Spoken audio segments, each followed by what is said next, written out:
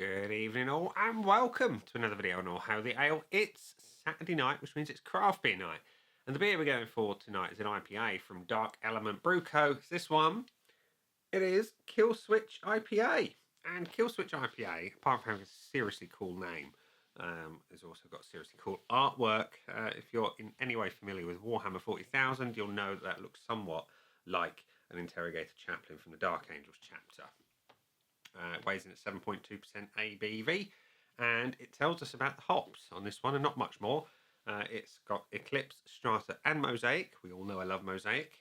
Your ingredients list is malted barley, wheat, oats, hops and yeast. I assume there's water in there somewhere. And it's brewed in Caerphilly.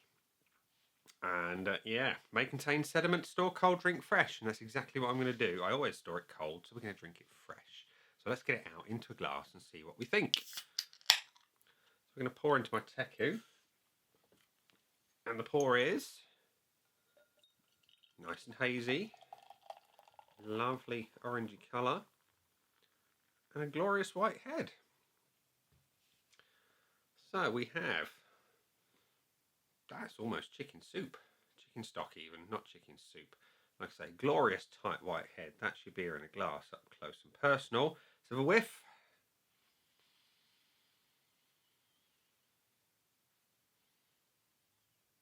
Lovely, it is. Even through that monstrous head, I'm getting lovely stone fruit, soft, sweet citrus, think lemons, peaches, little hints of mango, something, a touch of sharpness coming through.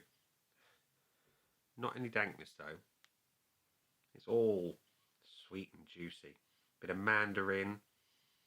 Yeah, that's lovely. Smells nothing like the name suggests. Anyway, it looks great, smells even better. Let's see how it tastes. Cheers.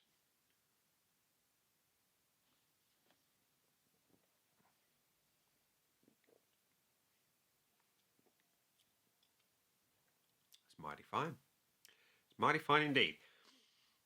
Body is medium weight. Carbonation is good. Mouthfeel is decent.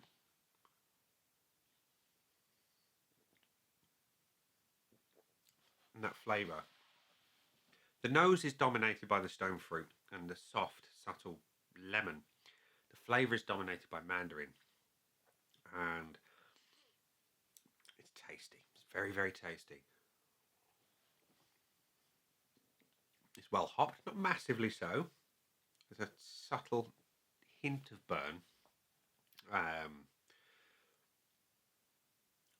little bit of pithiness. Nice balance on the sweet versus bitter. That's a really, really juicy one as well. If you're all about the orange, this beer is going to be for you. I can honestly say it's delicious. It is. It's all about the juice, all about the orange. The hops are nice and bright and fresh. The malt that sits behind it is dominated by the hops. For me, that's a good thing. I like a good hoppy IPA, particularly when it's fruit orientated like this. And the finish on this one, it's sweet, it's juicy, it's hoppy, and it's reasonably long. Yeah. Much like my road trip today, reasonably long. I went to Sheffield, picked up a new amp, and throw a photo up possibly in a bit. It's a Marshall. You'll see what it is in a minute. It's lovely amp, just like this beer, lovely.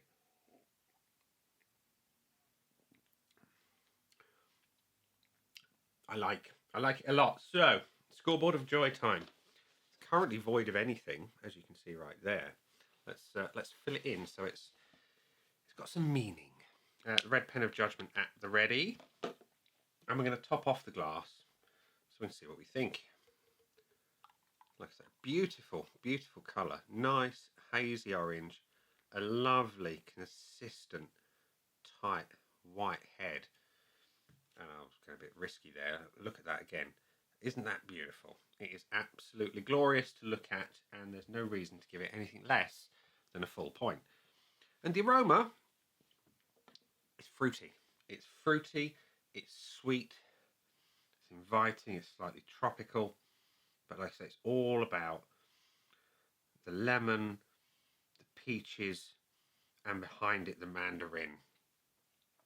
If you like that flavour profile on the nose, or the aroma profile, should I say, you're going to absolutely love this beer. It's a good strength, could be stronger, but there's absolutely nothing to dislike about that beer. And as such, I'm giving it another full point. And the body, on a 7.2% beer, I would perhaps hope for a little more. Just a little. It's medium.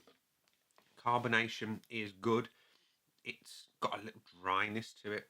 But overall, like I said, I just would like a little more heft from a 7.2% beer. I'm going to give it the 0.75 though. It's still very good. But the flavour is delicious.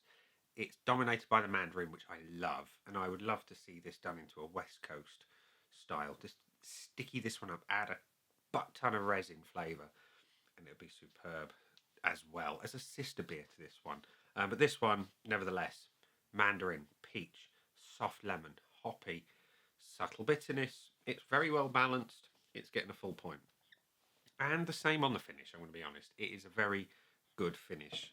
On a beer that is perhaps more bitter, I would expect something more from this one. But this one is really juicy. It's really balanced. It's a good marriage of hops and a good length to it as well.